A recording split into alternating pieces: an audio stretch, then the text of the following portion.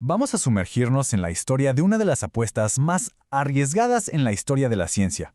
Una que puso a un solo hombre en contra de todo el sistema y que, contra cualquier pronóstico, de verdad cambió el destino de todos para siempre.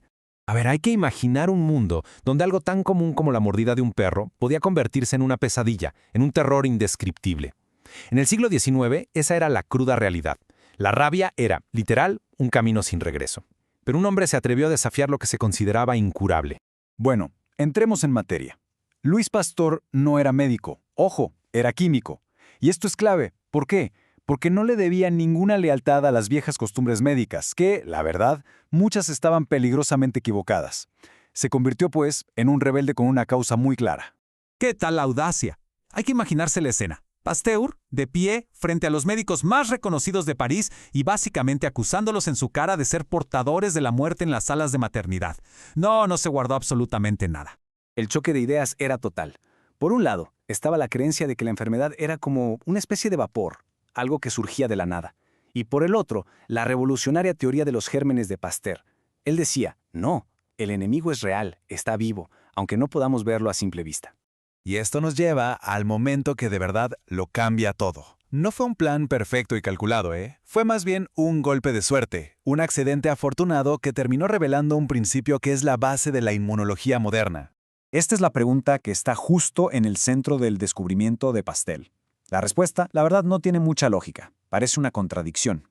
Pero justo en esa paradoja, ahí estaba la clave para crear las vacunas. Miren, el proceso se descubrió casi por error.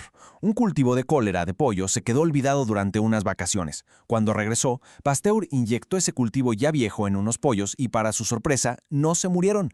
Pero no solo eso, cuando después les inyectó el germen fresco y mortal, seguían vivos. Acababa de descubrir cómo entrenar al cuerpo para defenderse. Y así, Pasteur le puso nombre a su increíble hallazgo: atenuación.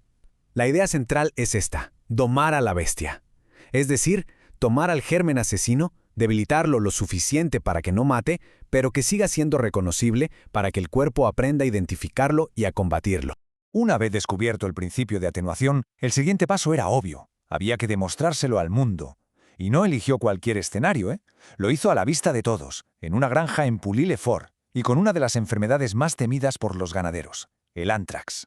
El escenario estaba listo. Había periodistas, veterinarios, granjeros que no le creían nada. Era todo un espectáculo. La presión sobre Pasteur era brutal. Si fallaba, su teoría de los gérmenes y todo el concepto de vacunación hubieran quedado en el olvido por décadas. ¿Y el resultado? Bueno, el resultado no dejó ni una sola duda. En el grupo vacunado, todos los animales estaban ahí, pastando, como si nada. Mientras tanto, en el grupo de control, los cadáveres empezaban a apilar en el campo. La victoria de Pasteur fue absoluta y visualmente devastadora para sus oponentes.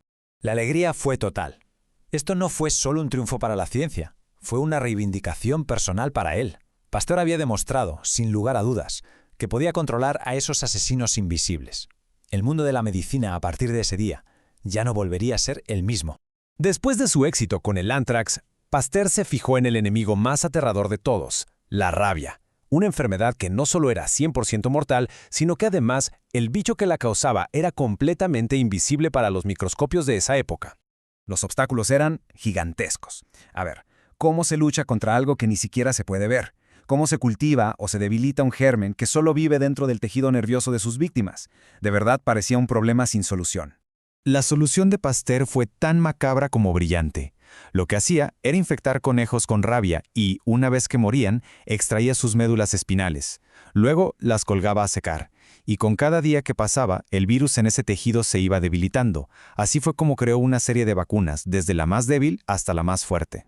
Y entonces, la ciencia chocó de frente con la humanidad.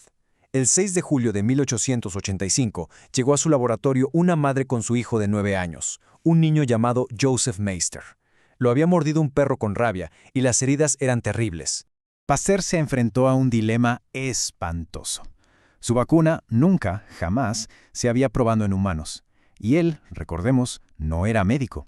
Inyectar a una persona podía considerarse un crimen, pero la otra opción era una muerte segura y horrible para ese niño. Al final tomó la decisión. Durante 10 largos días, le inyectó al pequeño Joseph una serie de dosis cada vez más fuertes de la vacuna. Cada inyección era una apuesta más grande. Básicamente, estaba metiendo en el cuerpo del niño el mismo virus que lo estaba matando, con la esperanza de que su versión débil le enseñara a su cuerpo a luchar. Pasaron las semanas y la tensión era máxima en el laboratorio, pero el niño no desarrolló ningún síntoma. Ni uno. Ni la fiebre, ni los espasmos, ni la locura, nada. Joseph Meister vivió. La increíble apuesta había funcionado. Tiempo después, Pasteur confesaría el terror que sintió durante esas semanas. El peso que tenía sobre los hombros era inimaginable. No solo estaba en juego la vida de un niño, sino todo su trabajo, su reputación y el futuro entero de la lucha contra las enfermedades infecciosas. Al final, la apuesta de este químico que se atrevió a desafiarlo todo no solo salvó a Joseph Meister, abrió la puerta a un futuro donde la viruela, la polio y tantas otras enfermedades mortales podrían, por fin, ser vencidas. Un legado que sin duda resuena en cada vacuna que se administra hoy en día.